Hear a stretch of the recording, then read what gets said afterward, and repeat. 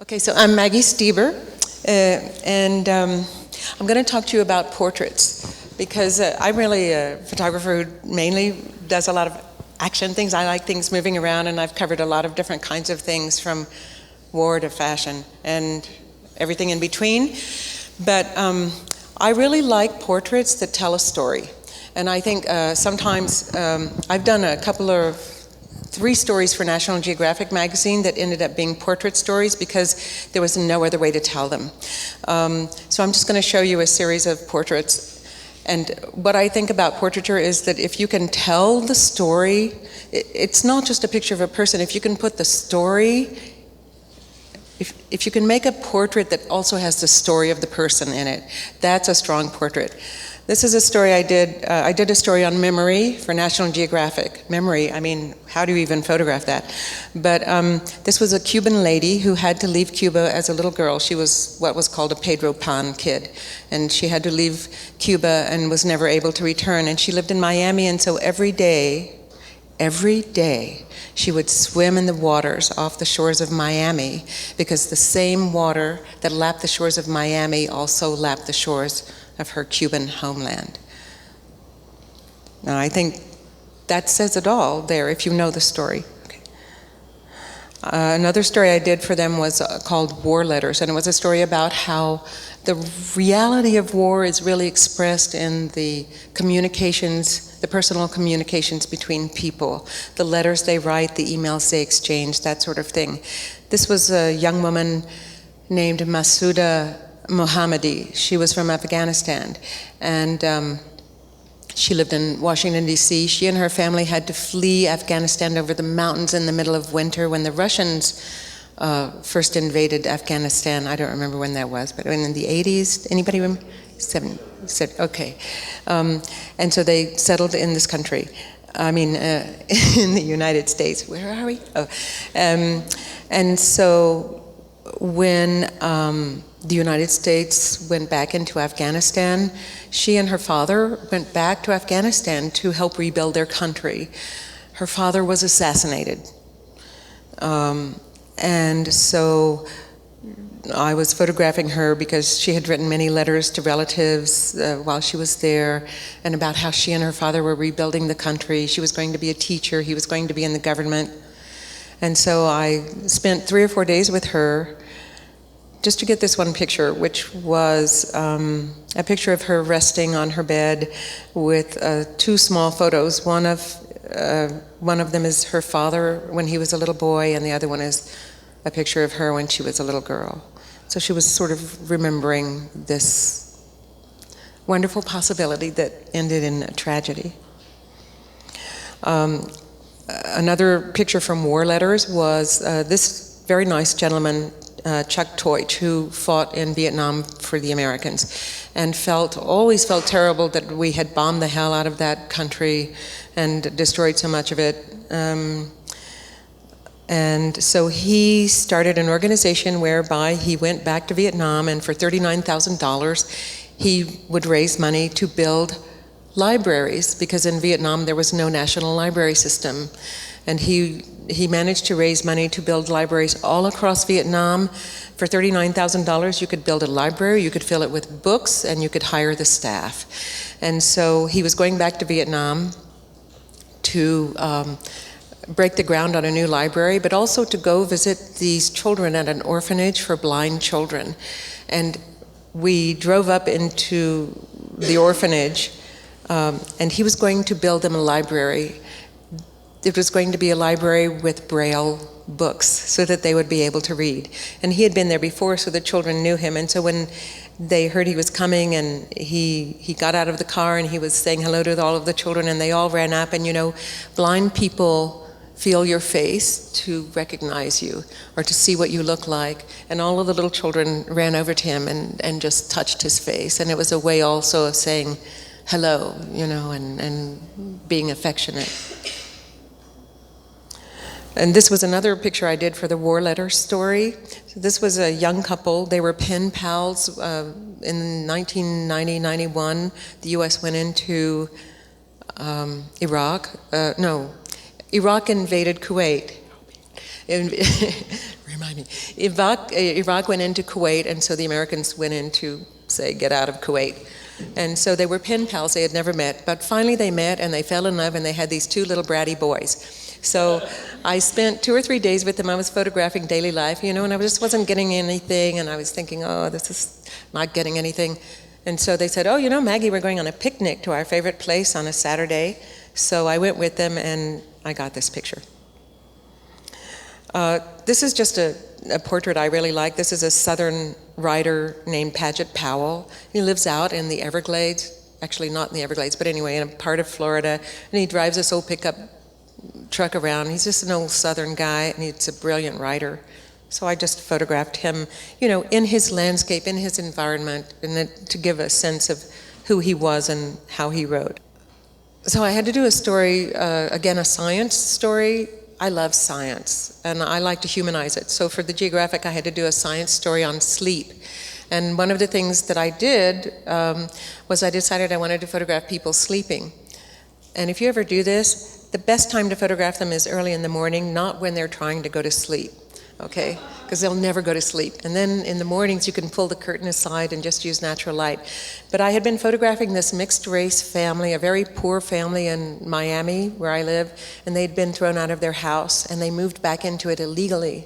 They had been foreclosed on, so they moved back into it illegally. So I'd been photographing them for a while, and one Sunday afternoon, I was over there visiting, and the little girls, the family had gone to church, and so the little girls had to take a nap. So after they fell asleep, I just tippy-toed in and stood on the bed and photographed them. And they all sleep in this one bed. That's all they have, is this one bed. It's a nice vertical picture, and I love verticals. Don't forget about verticals. Okay. It's too bad it's cropped, but anyway, and they're so beautiful. In the memory story that I was working on, this man had been a man who had been studied for about 20 years by a doctor, and it took a lot of work to convince the doctor to let me go and photograph the man. His brain, part of his brain had been eaten away by a virus, and so he couldn't remember something for that long. So I had 15 minutes to go in to his house with the doctor, who was tapping his foot the whole time like, hurry up, hurry up. And I thought, okay, how am I going to make a picture of a man that says that he can't remember things, that half of his brain, the ability of half of his brain is unable to recall anything from second to second. So I just threw up one light with an umbrella, and I photographed, and I thought, well, I'll make one half of his face very dark, and the other one will be light. And while I was photographing him, his wife came over and just put her hand on his shoulder to reassure him. And I think that it says that, there's half of him is gone, basically. This is also for the memory story, and this is a woman I had photographed before, and she lived in this very special assisted living facility. Am I talking too fast for people who don't speak English? Okay. She lived in a very remarkable assisted living facility where everybody there had dementia.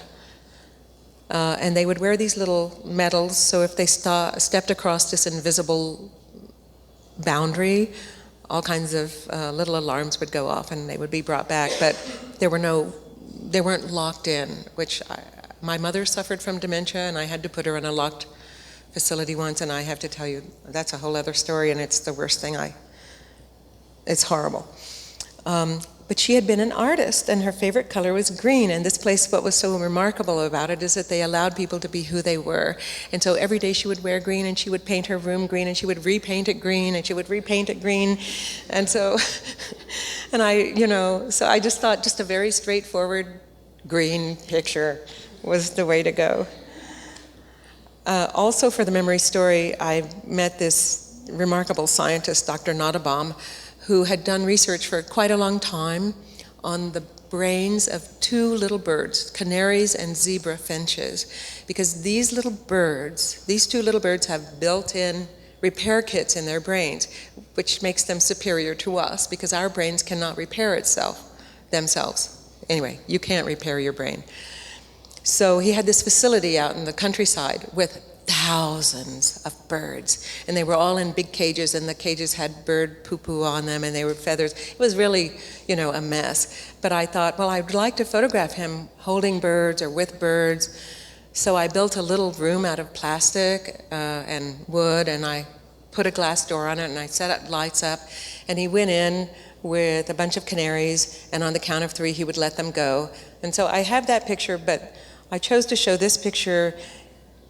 What I liked about the picture was that the birds sort of represented fleeting memories, to me anyway.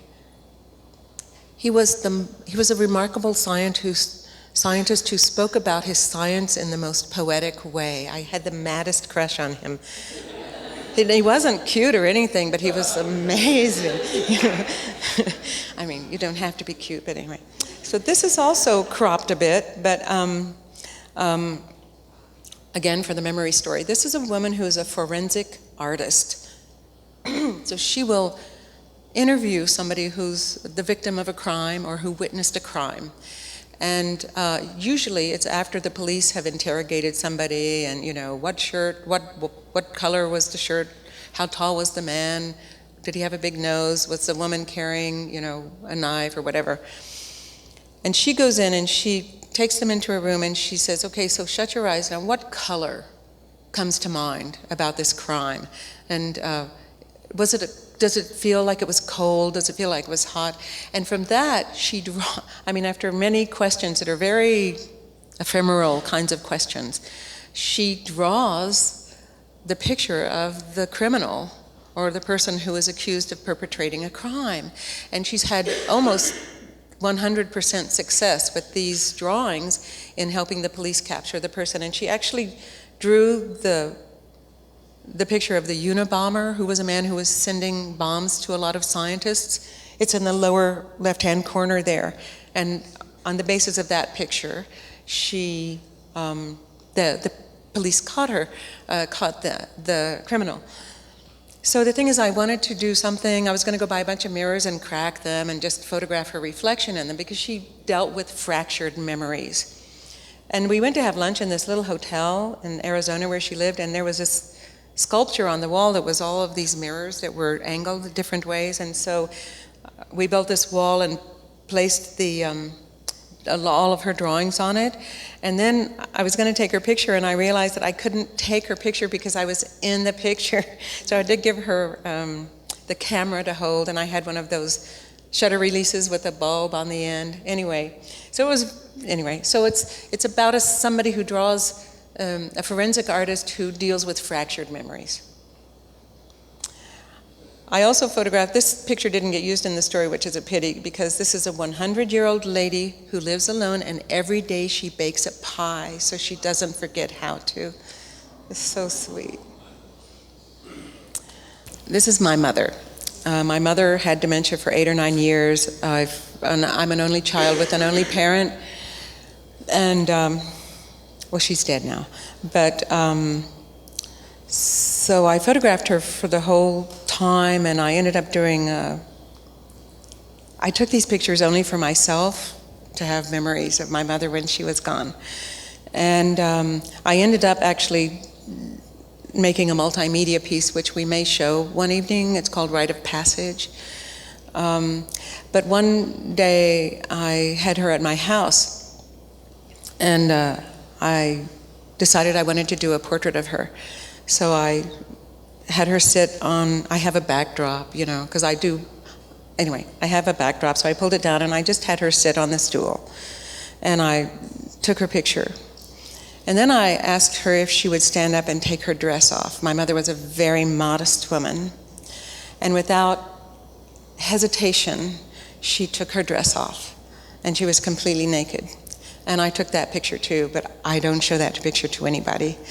I took that picture for 2 reasons. And one was that when she, without hesitation, took her dress off, I knew she was really not there anymore, that she was not the same person. And also because for me personally, I really wanted to have a picture of the vessel that brought me into this life. And it's too bad I can't show you the picture. It's really quite beautiful, but it's for me anyway. And this is another picture of my mother. Because I traveled so much, I couldn't take care of her myself. And anybody who's dealt with memory, people, loved ones with memory loss, it's a 24-hour-a-day job. So I found this remarkable little facility that had the best caregivers in the world. I mean, just loving women, wild. They were wild women, wild Cuban and Romanian women. And they were always loving and hugging on people, and they took really good care of them.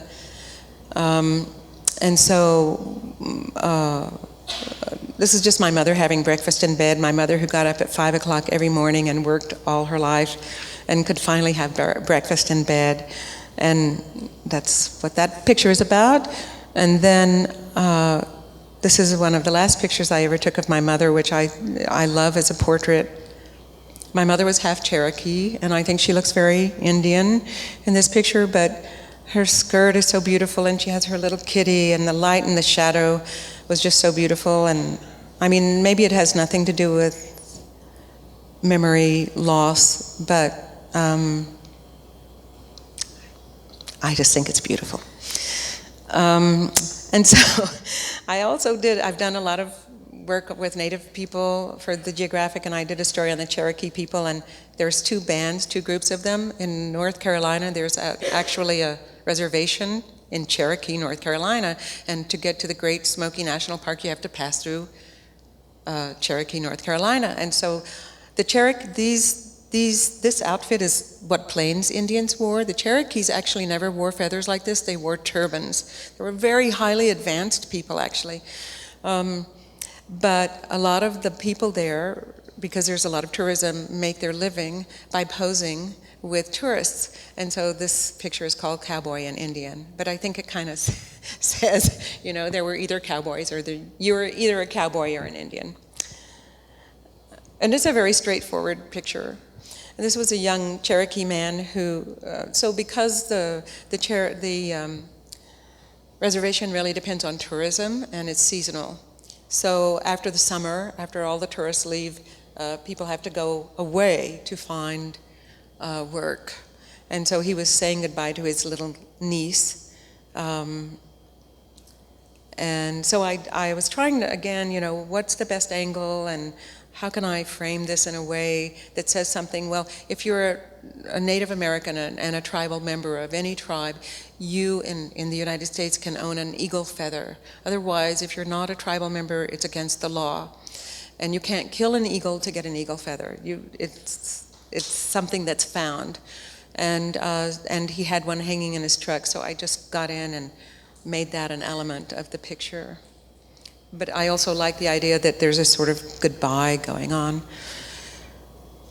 And this is a very spiritual leader, Chief Arvel Looking Horse, who is a Lakota Sioux. And every morning, he lives in a very spiritual way, and every morning he goes out on the land of the reservation and he beats the drum and prays to the ancestors. And land is so important, of course, to Native people because it was taken from them, And I did a story on Nepal for the Geographic, and I went with this Nepalese doctor to an eye camp. And people came, it was high in the mountains, and people came from all over, very poor peasants, to have these eye operations, mainly for cataracts. And so in one day, overnight, suddenly people could see where they had not been able to see before. But this was the only pair of glasses, and it was just one frame that this man had. And now, you can set portraits up, so. But this was a very interesting German doctor. This was for the sleep story. And he had a farm with all of these sheep on it. And he would number them, with paint. And he would go out and visit them. He really loved his sheep. He would count them, actually, and that's what he's doing in the field, because when you can't go to sleep, how are you supposed to count sheep? So we hung out in the field of sheep. But what he would do is he would take a pregnant, a pregnant lady sheep, and when the little fetus was old enough, they would cut the sheep open, and they would pull the little baby's head out, and they would put electrodes into it, and then they would sew it back, put the fetus back in, and they would sew up the sheep, and for 2 weeks they would monitor the sleep patterns, because this was the closest animal to a human that they could work with. And the sleep patterns and the brain waves and all of the things that happen when you sleep were very close to what happens with human beings. And then after 2 weeks, of course, they would have to cut the mama open, and then they would take the little fetus out. But of course, the poor little fetus didn't survive. But Geographic won't show you that kind of stuff because, people don't like to see that. But anyway, so that's the portrait of the doctor and his sheep. And I've been working for a number of years on, so I'm a documentary photographer, and I work in reality, but I have a dark side, and it's my secret playground. And so for many years I've been doing all kinds of darker pictures that I really am only starting to show now. And this is just a woman, a friend that I had who was very dark, had a very, very deeply depressed person and bipolar, and I tried to make a picture that really spoke to that darkness that she lived in. And then I had to, for the New Yorker, I had to photograph 2 detectives who would arrest young men, but they always went back, and the young men would be in a reformatory. This was for younger men, and they would go back and they would become friends, and they would visit them and stay involved with their lives to keep them on the right track. And I've worked in Haiti for 30 years, and I still work in Haiti a lot. So this is Jean-Bertrand Aristide, who was, what was his name? Oh, yeah, Titide. Oh, this was Aristide, and he had been a priest, a liberation theology priest, and he had been attacked many times, and many people died on his behalf in trying to protect him. But anyway, he decided he would run for president, and so he ran for president, and I had photographed him so many times, and he called me and asked me if I would come and do his formal presidential portrait. So I said, oh, I'd be honored to do that. And so the portrait itself is just sort of, like this, and I can't really show you, but anyway, it's with the hands and the part of the flag and that sort of thing. But so he was a tiny little bug. He was so tiny I could throw him over my shoulder, not that I ever did, but I could have. And so we couldn't find a flag that was on a pole that was short enough for him, so we put him on reams of paper. So I just decided to take this picture for myself, and he, of course, hated it, but I think it's really funny, and it says some things about him. Okay. And so that's it. So, thanks.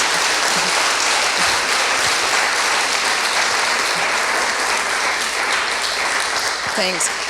So all I wanted to say is that some of you should think about portraiture. I mean, sometimes you can tell a story in one picture of a person, and if you can find a way to do something. I mean, I saw one student in my class showed us a couple of portraits today that were quite beautiful, and they were just very simple, just the portrait of somebody with a very beautiful background and light, and those are very beautiful portraits, but you can tell a whole story about somebody's life in one picture.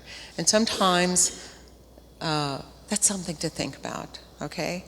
Because it's something you can do. It happens. Okay.